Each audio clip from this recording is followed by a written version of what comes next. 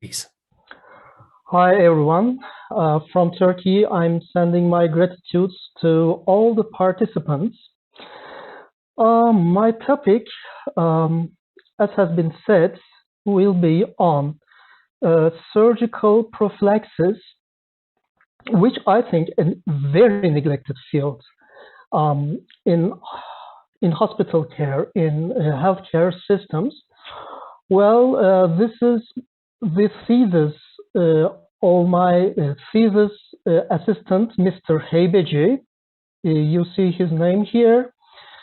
And I'm also sending my gratitude to our co-author, Mrs. Alvor. Okay, let's begin. Well, what is a surgical site infection? It is an infection that occurs in 30 days following surgery, or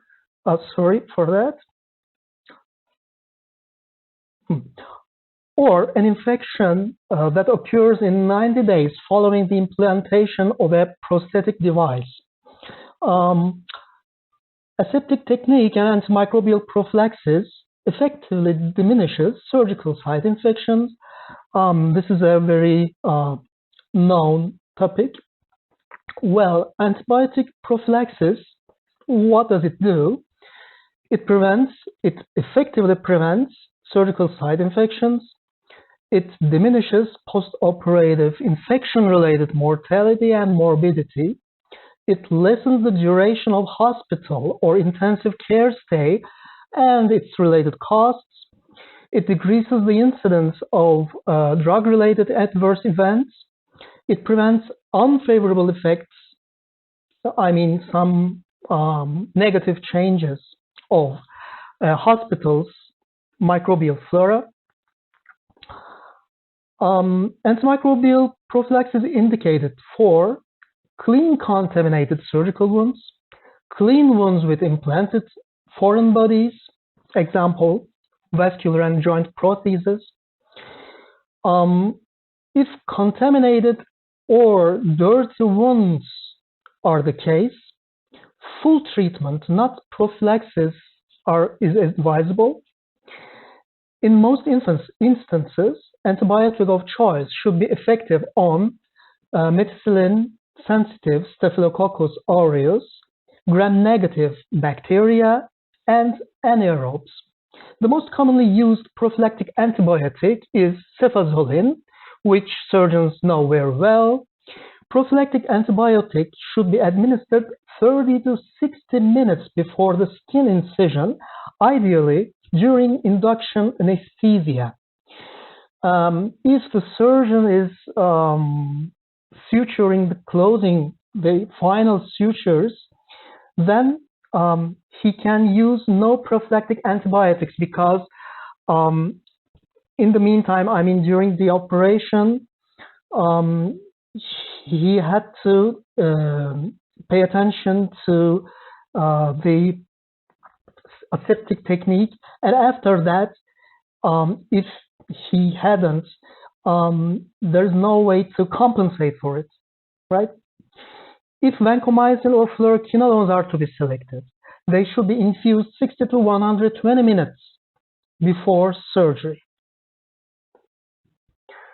Well, in the light of these consensuses, we investigated the surgical antimicrobial prophylaxis practices in children in our institution, which is a university hospital. It's a tertiary care hospital serving to neighboring provinces, several of them, and compare them with the recommendations of international guidelines with the thought that our results would shed light on and give an opinion about the practices nationwide and even worldwide, and that maybe there are only a few such pediatric studies in the literature, and this is a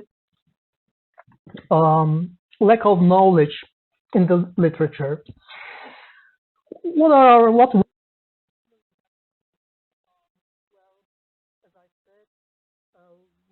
carried out a study in Kocaeli University research and practice hospital in Kocaeli province, Turkey, and we are here. This is a retrospective study we carried out on children. I mean, the individuals aged 0 to 18 years of age, and our population consisted of 1,646 patients who underwent surgery during Professor, January 2019. Doctor, sorry to interrupt you. Can you hear me? Sorry? Yeah, sorry to interrupt you. Your volume was very low. Can you please increase your volume? Yeah, sure. Yes, it is fine. It is fine. Yeah, just a moment, please. I will try my best.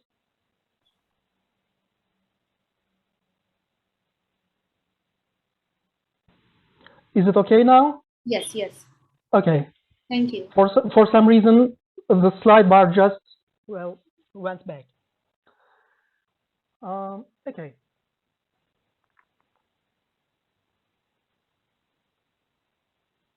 Yeah. What did I say?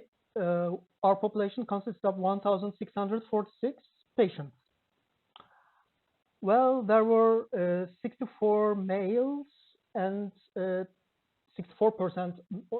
males and 2.3% non-Turkish citizens. And we evaluated American Society of Anesthesiologists physical status classification, which is known as ASA score. And our patients were in class 1, 80% of them, and about 16% of them were in class 2.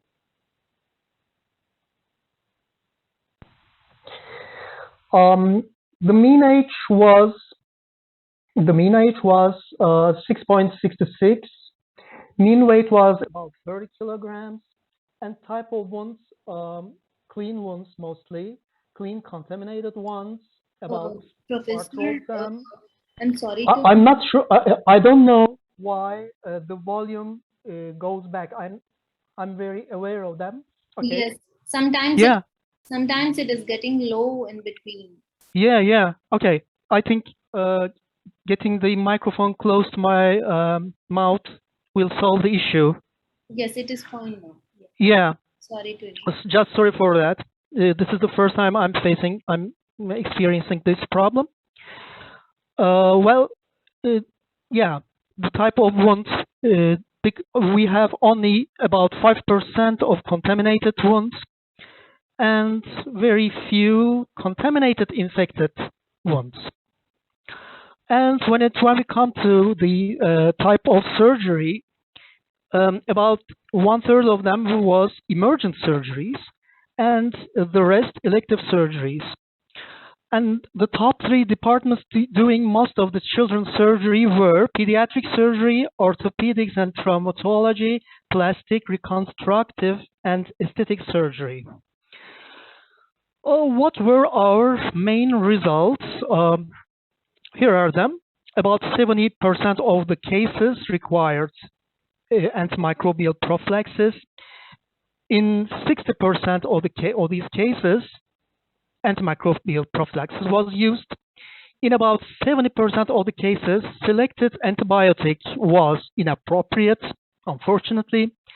In about 80% of the cases, dosage of the selected antibiotic was inappropriate. In about 70% of cases, again, antimicrobials were given post-operatively, although recommended otherwise in guidelines. In about 1/3 of the cases, antimicrobials were given without any indication. In about, again, 80% of cases, antimicrobial prophylaxis was continued post-operatively. Post-operative antimicrobials were given for therapeutic and prophylactic purposes in about 4% and 5% cases, respectively. And in 1 or 2 cases, we came across allergic reactions to antimicrobials.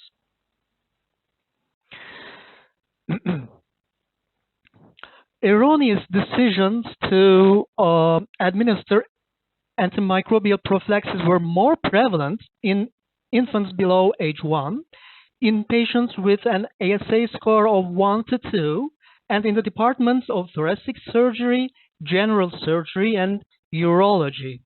And these were all statistically significant.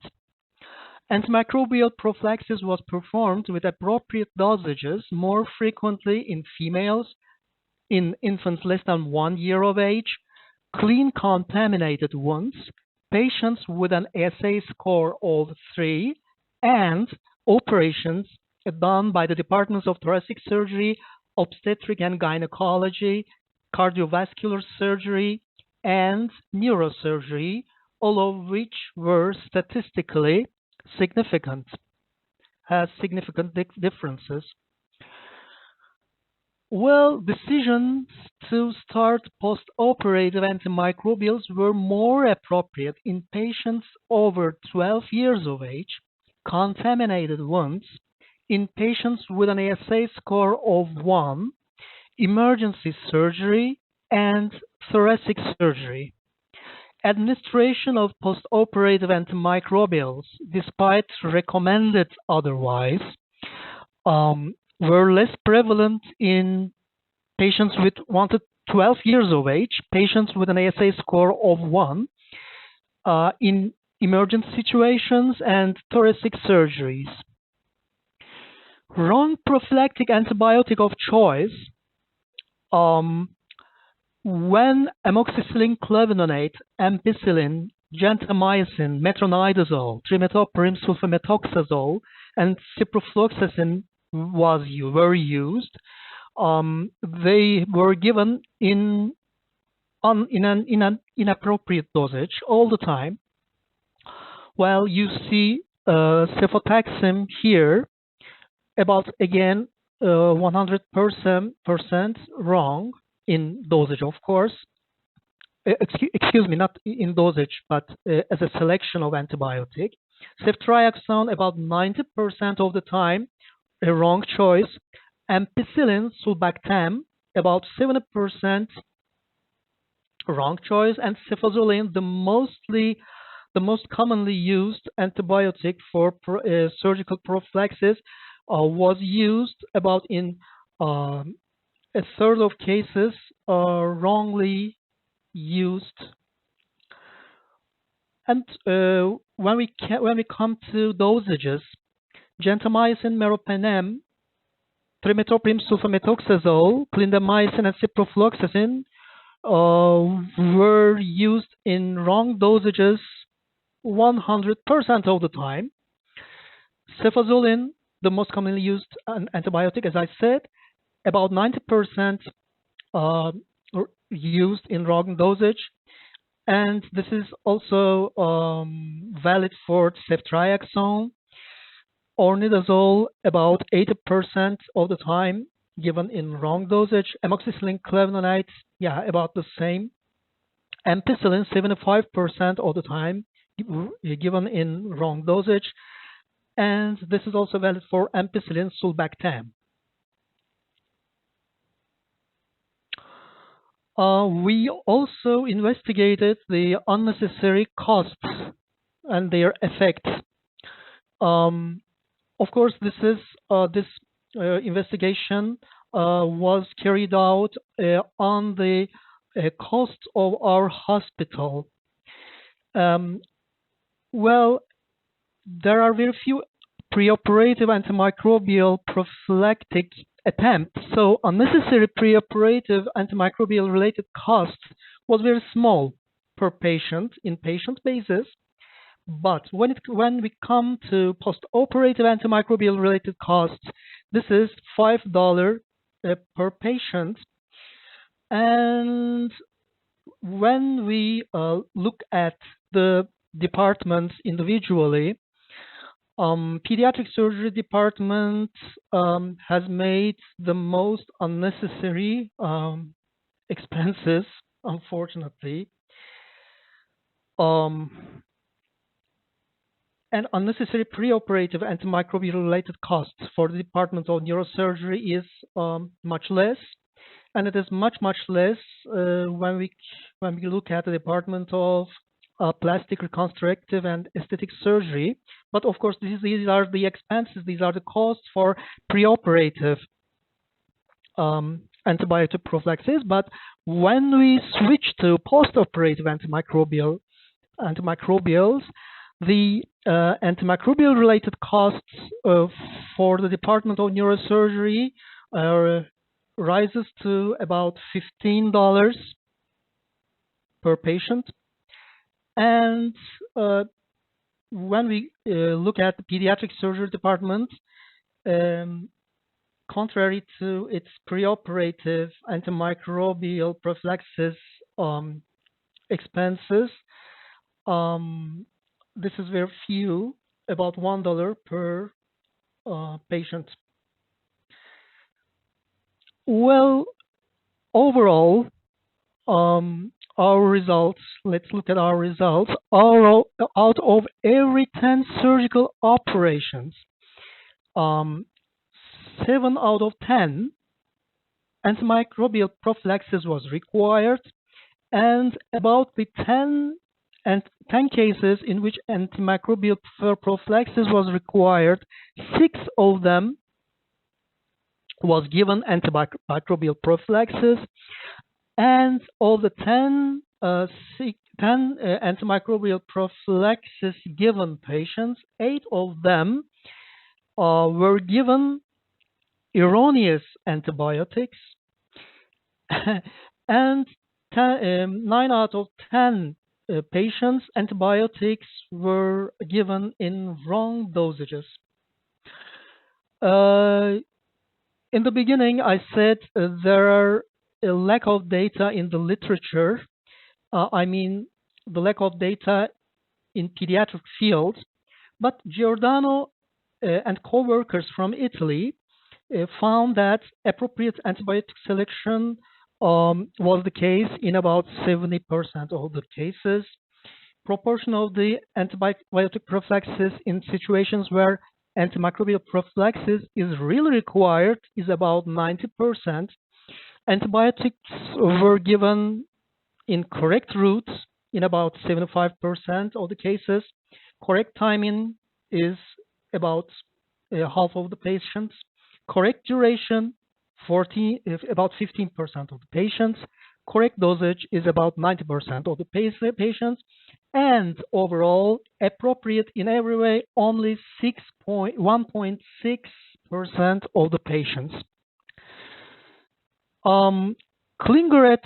Klinger and co-workers from Israel found that appropriateness is in every way. I mean, the duration and selection of antibiotics, etc., was a little higher than found by Giordano and co-workers. This is 6.5%. About 97% of the cases were given appropriate antibiotics, I mean the selection. Dosages were correct in about half of the patients, half of the cases. Appropriate timing were correct in about 1/3 of patients, and appropriate duration was implemented for about, again, 1/3 of patients, although higher than the results of Giordano and co-workers. These figures are, again, you see, unacceptable. And from the US data, Sandora and co-workers, overall appropriateness is very surprising, about 65%. Appropriateness when antibiotic prophylaxis is indicated, it is about 93-94%, and appropriateness when antimicrobial prophylaxis is not indicated, it is about 50%. And this is our study for the comparison. For once again, Heybeji and co-workers, that is us. Prophylaxis indicated about 7% of cases. Prophylaxis given about 60% of cases. Inappropriate antibiotic about 67% of cases. Inappropriate dosage given to 83% of the patients. Prophylaxis given, although not indicated, again, 78% of the patients. And we cannot perform appropriateness in everywhere comparison because we lack the data on parameters such as antimicrobial prophylaxis onset, duration, and even length of time between the doses, because the studies I have just mentioned had the opportunity to look on these criteria, to these parameters. Inappropriate prophylactic antibiotic selection. This is the most common error worldwide. For Giordano and coworkers, it's about 95%. Sandora from the US, it is 97%. Grank and coworkers, 83%. Hing and coworkers, about 57%. And our data shows inappropriate prophylactic antibiotic selection occurs in about 70% of the time. Inappropriate duration of antimicrobial prophylaxis occurs according to some studies worldwide. It varies between 16 and 41%, and our results, as you may have recall, it is about 70%. This is unnecessary post-operative antimicrobial prophylaxis.